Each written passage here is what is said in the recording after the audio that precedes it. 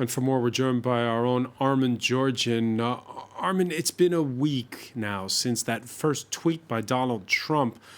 How's it looking as that Monday deadline looms? It's a bit hard to tell, Francois, because clearly what the US is doing now is piling up the pressure on the Mexican negotiators by saying that this legal notification will be issued this Friday that actually allows the tariffs to come into effect on Monday. But there's a but, which is that if negotiations reach a breakthrough over the weekend, then the White House can actually rescind the legal notification. So essentially, and this actually was explained by the Chief of Staff to Mike Pence. In other words, if somehow there is a breakthrough on Saturday or Sunday, President Trump could actually rescind the notification, which means there won't be tariffs on Monday. So clearly the US is upping the pressure on the Mexican side.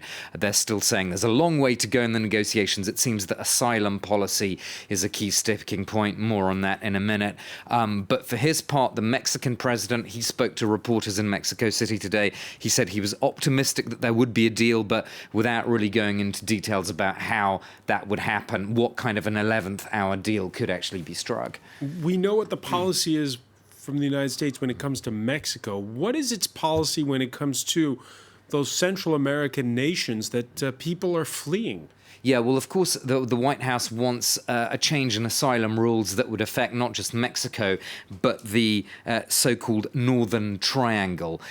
What is the Northern Triangle? Let me bring you a map to show you the three countries that I'm talking about there. El Salvador, Guatemala, and Honduras.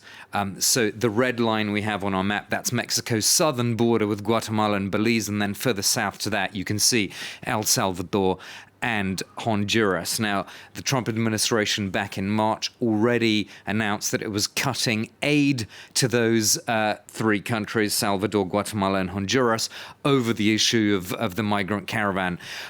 And now what the Trump administration wants is a new asylum arrangement under which asylum seekers would have to apply for asylum in the first country that they arrive. So, for example, an asylum seeker from El Salvador would have to apply for asylum in Guatemala because that's the first country north of El Salvador that he or she arrives at. The same for Honduras. Guatemalan refugees would have to apply for asylum in Mexico.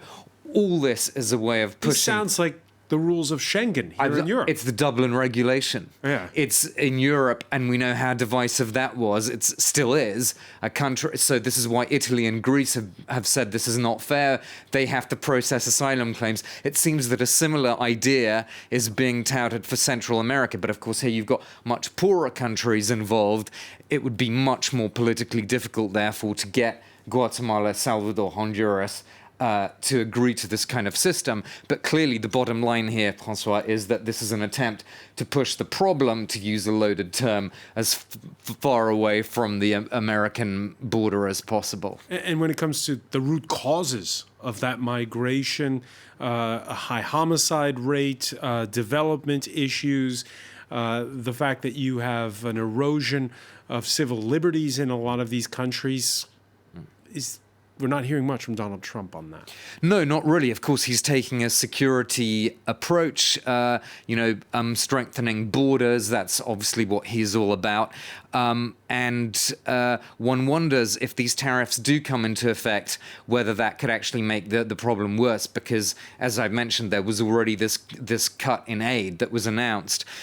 If one of the effects of that is even more people plunged into poverty, more attempts to reach the Mexico-US border, there are plenty of gangs that are well poised to continue take advantage of that poverty, whatever the changes may be in official asylum regulations. Armen Georgian, many thanks.